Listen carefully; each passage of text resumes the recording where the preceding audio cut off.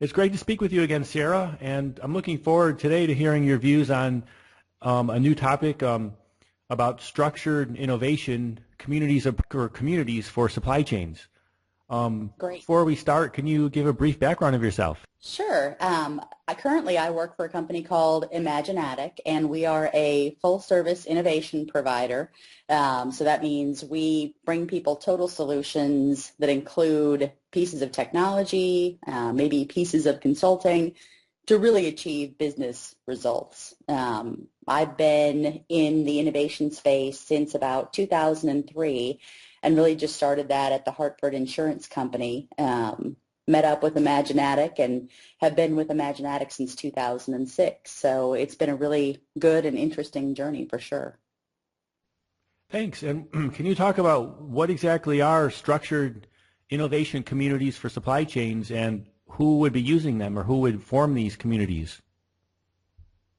Sure, absolutely. So when we think about communities, like in the supply chain specifically, when we think about the communities, taking a step back, one of the trends that we're really seeing is, as people become more familiar with, things like Facebook and Twitter and, all those great programs that are out there, that's really permeated the workplace, and it's really started to take hold at work. So when we think about the communities within the supply chain, it really goes in two different directions. So first of all, we're being asked by large organizations, hey, we need a way to engage with our suppliers and the people in our supply chain around innovation. We know that we don't know everything as a large corporation, nor do we want to. We really want to engage people in how they might be able to help us, how we might be able to do things better together, really with a, kind of a win-win mentality so that it's good for the supplier, it's good for the large company. And so that's one thing that we're being asked to do.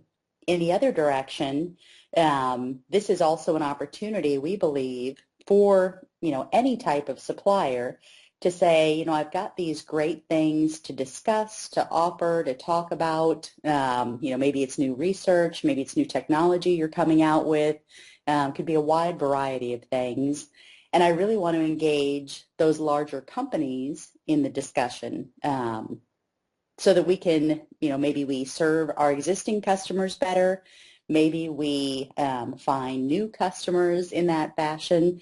But it really could go in either direction. So I guess to sum that up, it would really be the supply chain members, their customers, and really, so we could start there, but there's really no limit to who could be involved in the conversation. I know you're working in, university education right now. We've got people who collaborate with universities, and try and get some of the newest, freshest research coming out. So that's a possibility too. And I know you mentioned a little bit about why, but can you say again about, so why form these communities? Yeah, that's a great question. I think that what we've all seen, not just at Imaginatik, but I think it's just a trend that everybody knows and understands is, our customer needs are all changing. It's so much faster than it was before.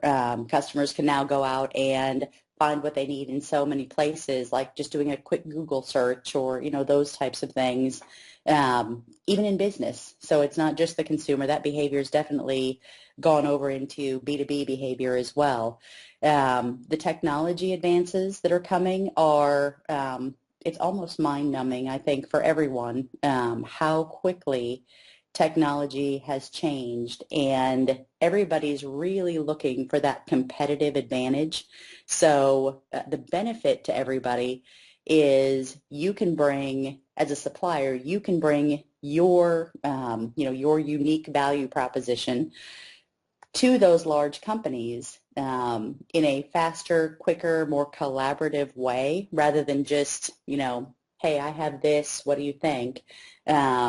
it can really be much more of a collaboration. And I think that's why the large companies are really driving that as well, to say, if we don't go and ask our supply chain for their newest, best ideas, their freshest thinking, boy, our competitors probably will or are doing that, and we could lose a significant competitive advantage because of that. So, again, we really see it as a win-win for everybody, but I think it's just the changing environment, the speed at which we're all working now, the competition across the globe, all those pieces are really, really feeding into this. And then can you talk about how is it done? I know that the title of this interview is, the first word is structured. Is the structure important in as far as how these communities are implemented? Yeah, that's a great question, Dustin, and it really is important. What we've really found, and I would imagine at most companies today, people would say, wow, we are so good at, getting things done, operations, we are focused on cost, that kind of thing. But when it comes to innovation and collaboration and some of those human dynamics, it gets a little messier, and it's a little more iterative and a bit more creative, and I don't think that everybody has a good structural map for that right now. So yes, I would say the structure is really important, and that's really what we try and help people with, so that we can understand some key things. So, first of all, how can I structure this so that it's beneficial and people will come and it's engaging and it really leverages the knowledge of my people at my company and the knowledge of the people that are joining the community as well. So it really is important to think about how we structure that, and we do it with a series of a few different things. So first of all, what's important is really to align on, all right, this isn't just let's stand up Facebook for business or that type of thing. It's really, what are the strategic objectives that you want to get out of this community? Is it, we're collaborating on a specific topic? Is it we are, we're sharing some of our best technology with others? Is it, hey, I've got a really tough problem that I sure can't solve and I'd really like your help? What is it that we want to get out of this? We always start there. And then we try and figure out, okay, so if that's where you want to get to, what are the gaps that exist today? So how, are we missing a key component? Are we missing a person? Do you have a way to collaborate with people both online and face-to-face? So those types of things, we're really looking at how do we make sure we've got everybody included and we've got the foundational structure in place to really make this work. And then with most people, what we'll do is we'll go ahead and stand this up, and really, we create it and we do a small-scale test and make sure that we're on target, and then we move forward with it. And the it is usually some type of community rhythm. So it could be that we are doing some online collaboration around a specific topic. Like it could be, we're really thinking about, all of the science, technology, engineering, and math students that are, not in the universities today. How do we collaborate and bring that knowledge into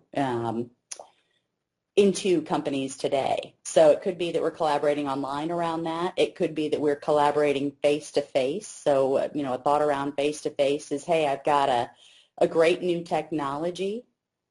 However, we're not sure exactly how to use that yet. Or I have a business issue and I can't seem to solve it, and we really need some fresh breakthrough thinking around that.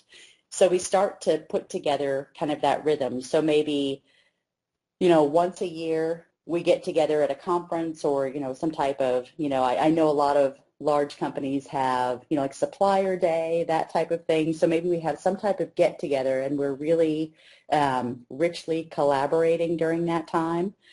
And maybe before and after that, we're teeing up some topics. So it could be, help us resolve these issues. When we get together face to face, we're going to talk more deeply about that and really apply some breakthrough thinking together. And then when we leave, we'll come back to the virtual space, the online space, and really continue to flesh that out and really make those ideas that we had when we were together, really make them real. So it's really kind of a, how do we have an ongoing community rhythm so that, so that it's not just kind of once and done, but it's always an ongoing conversation.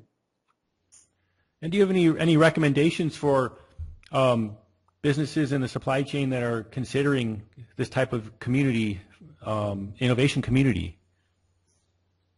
Yeah, definitely. I think that the biggest piece is really step back and think about what do you want to accomplish with the with your online community. I think we've seen a lot of, and this should resonate with people.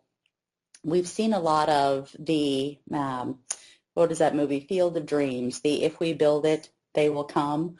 Um, and I think what we know is that that's not necessarily so. And I think people have seen that in their own organizations where they're standing up a SharePoint or they're standing up a Yammer or something like that. And everybody says, this is cool, but I'm really not sure how to use it. I'm not sure of the business value, that type of thing.